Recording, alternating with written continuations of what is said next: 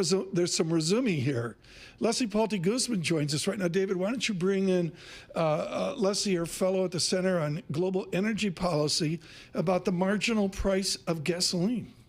Leslie, great to have you with us. We haven't talked a lot about energy in recent days, and we had our colleague Alex Steele talking to Secretary Chris Wright yesterday. We'll get to that in just a minute, but I'm curious, sort of beyond the headline of drill, baby, drill, what you see as the fundamental change to this administration's energy policy is just 4 weeks into their tenure.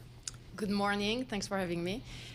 So I think the headlines, pro-fossil energies is correct, but it's also going to be all the above energies. So yes, liquid gold, made in America, oil and gas, but we're also going to have geothermal, nuclear, renewables. The energy transitions, it's out of the box. And so I think he understands that all the energies need to coexist because this is going to happen for a couple of years. At the AI conference in Paris, thank you, Tom McKenzie, for a brilliant effort over there with Mr. Altman the other day. Leslie, the leader of France stood up and said, we had the courage to continue to do nuclear energy when everybody else walked away from it. This is a key question. Do you see, given AI, and need for power, a shift back here, a seismic shift back to the building of atomic energy? Yes, I think we're going to see a revival of nuclear energy, but it takes time. At least a decade for new plants, even if it's smaller nuclear plants, it's still a long process. So in the meantime, we're going to still need natural gas, the renewables and other energies. I think nuclear revival is happening, and I think the French were pointing a finger to the German, who have decided very hastily to leave, phase out nuclear.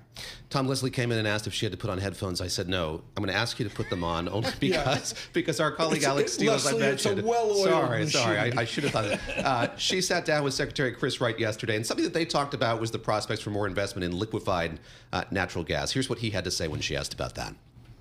I think it could grow meaningfully. It's probably not going to grow meaningfully in the short run, although our natural gas production, I think, is going to grow dramatically in the next 2 or 3 years. But if you look at 5 or 10 years, could America grow our oil production significantly? Absolutely. So he's talking about natural gas. He was talking about drilling for more oil. Take the headphones off now. I'm curious, Can I take the headphones off? You can't talk. The economics of this, again, so the siren call here is drill, baby, drill, but there's a point at which that becomes economically not cost-effective for us to do here in the U.S. So the U.S. is the largest, I think now, producer of oil and gas globally, and for LNG exports, the largest exporter. It makes a lot of sense for the U.S. to use this competitive advantage. You can even talk about an absolute competitive advantage. It's the envy of the world. It wouldn't make sense to abort this revolution, too early. And I think this administration understands that, yes, they will unleash this power, but all the different energies at the same time. We've talked a lot about the prospect for tariffs. Of course, we're in this interregnum now where the White House has said we're not going to levy these additional tariffs on Canada for 30 days. I think we have 25, 26 days left in that period. What does it mean for energy prices broadly, the energy relationship, if those tariffs were to go into place with Canada? So actually there is, bilateral trade on energy between the U.S. and Canada. Trade wars are happening because this is a strategy from the new administration to open up negotiations.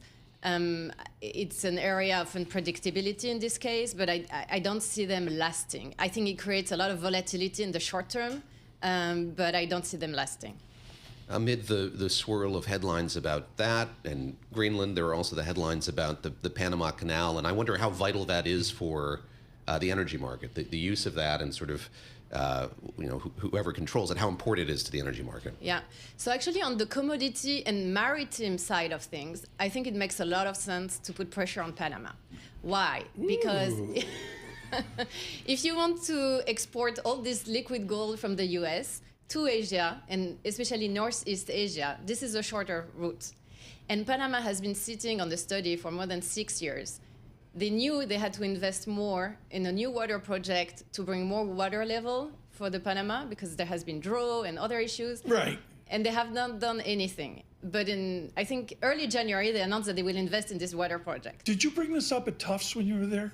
I mean, how many professors fell off the chair?